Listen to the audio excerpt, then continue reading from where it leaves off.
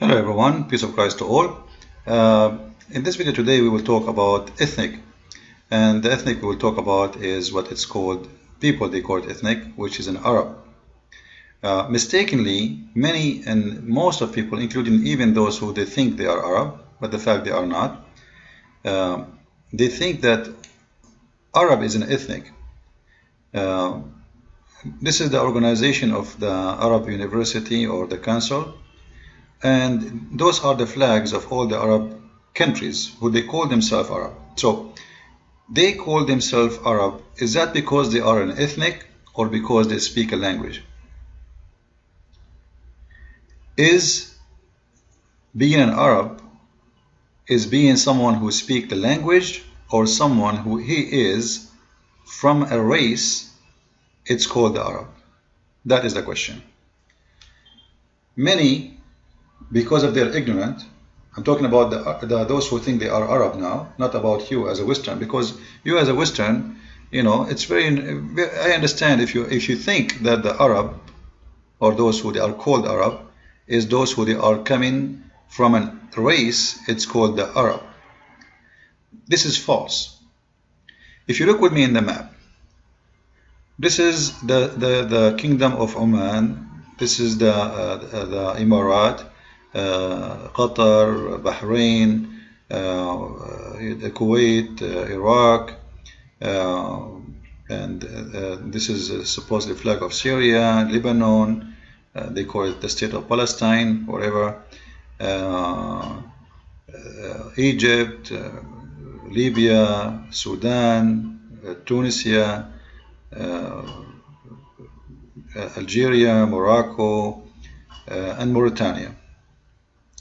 This is Somalia. Even Somalia is considered as an Arab country. And this is Djibouti. So, do you see really any connection between those? To say that we are a race, you know what race mean? If I say Swedish, if I say Slavic people, if I say Caucasian, all they share one look. This is what race is. This is why American, when we say American as a citizen, it's not a race, it's a citizenship. Because in America there's Asian, there's Middle Eastern, there's Caucasian, there's black. So it's foolish to say that America is a race or American is a race, unless you are talking about the Native American. So how come when it's come to the speaking about something called Arab, we think it is a race when it's not? This is Djibouti. All right, I will take you to Google. Those are the real people of Djibouti. Those are the native, original people of Djibouti. I'm not trying to show you a naked picture, but this is how they are. This is how they have nothing to do with the Arab. Their clothes, their culture, everything about them have nothing to do with the Arab. So how those being called Arab?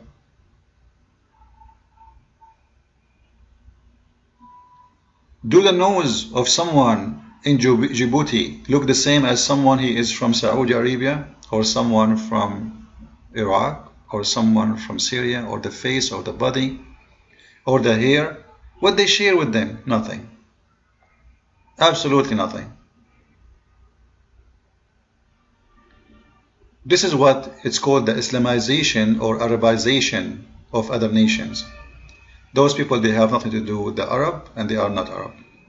If we go and see those who they are called Arab in Lebanon, those are the Lebanese. Do you see any clothes in the look for those who we saw in the picture there? Like, do they look really like those? Do we see any similarity? So both are Arab. I wanted to show you a picture of women of Yemen, but I cannot see faces. You see, all what I see is I don't know. Those are women from Yemen. Anyway, this is Yemen. So if we look at those people, we will not find anything they share in the look, which means they have nothing to share in the ethnic. Because ethnic, we share the same genes, we share the same skin, we share the same color, you know. But obviously, there is nothing to share between those people. Everybody knows. It's not a secret. And maybe I should make a video with details. This is just a fast video. That the Muslims, when they occupy all the countries around them, none of them even speak Arabic. None of them what? Speak Arabic. If we go to, let me show you the map. If you go in those maps, you will see all those countries here, all with no exception, except this area. Not even Yemen. Sorry, not even Yemen. If you go and read the history, even the Quran speak about Yemen was or used to be a land of the Jews, the land of the Jews, and before them the Ethiopian. There is many nations they went there. Then when the Arab overcome, and when I say the Arab is those who speak Arabic, not ethnic. When they overcome, then the language changed and became the Arabic. So what we are talking about here, that we have occupation extend, and that occupation extend to other countries, and those countries do not speak Arabic, but after we occupy them, we make them speak Arabic. This is what's called Arabization. As an example, Jordan never been a country who speak Arabic. How come they are Arab but they don't speak Arabic? Well, it's called Palestine. All of us, we know that when Umar ibn Khattab he came, not even one person in Jerusalem speak Arabic. Not even one. Same as in Lebanon. This is Aramaic land. Same as in Iraq. This is Assyrian land. Or same in Syria. This is Assyrian land. So when those people speak about Arab as an ethnic, they are just being ignorant. How the Arabic language went all the way from here all the way to here. When the Muslims occupy, the first thing they do in order to establish Islamization, they force Arabic language. It's the first step of Islamization. It comes even before the religion. Actually, the first one who changed the language, his name, the Khalifa, Abdul Malik ibn Marwan, during the state of Umayyin. And he established his kingdom, or his Khalifa, in Damascus, in Syria. He is the first one who established what it's called Arabization. So he ordered to change all the languages, which is the native languages of people before him, which they occupy, from Aramaic to Arabic, and that goes for all the countries which is under their rules. The people of Morocco, they have their own language. They are Amazigh. They are not Arab or Berber. Same as the other countries, Libya, Tunisia, etc. You name it. All those countries, Egypt, they have their own language, Egyptian, the Coptic. When the Arab came, those who speak Arabic, not an ethnic, they came to Egypt. It was 4,000 of them. According to many historians, at that time, Egypt have about 4 million, the population. So it's very funny that Egyptian African, later they've been called Arab by the occupation of 4,000 men. To make it simple for you, I'm going to take 4,000 of my people to your country, and your country is 4 million. And then your country will take my citizenship, which means the 4,000 made the 4 million change their identity from African Egyptian to Arab. So who is the Arab? Simply, Arab is not an ethnic. Arab, the word Arab actually is, even the word Arab is not even an Arabic word. It is a title or description being given by the Assyrian and the Greek. Some they say the Assyrian, they said that before, the Aramaic. Some they say it is coming from the Greek. Wherever it's coming from, it is not even named by the Arab themselves. Those who live in the wilderness, in the desert, those are called the Arab. They are not even a language. They speak many languages. So when one of those groups overcome other groups, they force them to speak their language. And this is how it is always. There is no ethnic, none of them look the same, they have nothing to do with each other, they don't have the same skin, they don't have the same eyes, they don't have the same color, they don't have even the same heritage. The music of those people have nothing to do with the music of those people, and the food of those people have nothing to do with the food of those people. So how stupid it is to say that Arab is an ethnic group. It is not. There is nothing is called Arab. This is why we see this organization contain people who speak Arabic. They are not really Arab as an ethnic. They have different culture, different history. Even the Arabic they speak is nothing to do with each other. I speak Arabic fluently, but if I listen to someone from Morocco, I will have a very hard time to understand him. Why?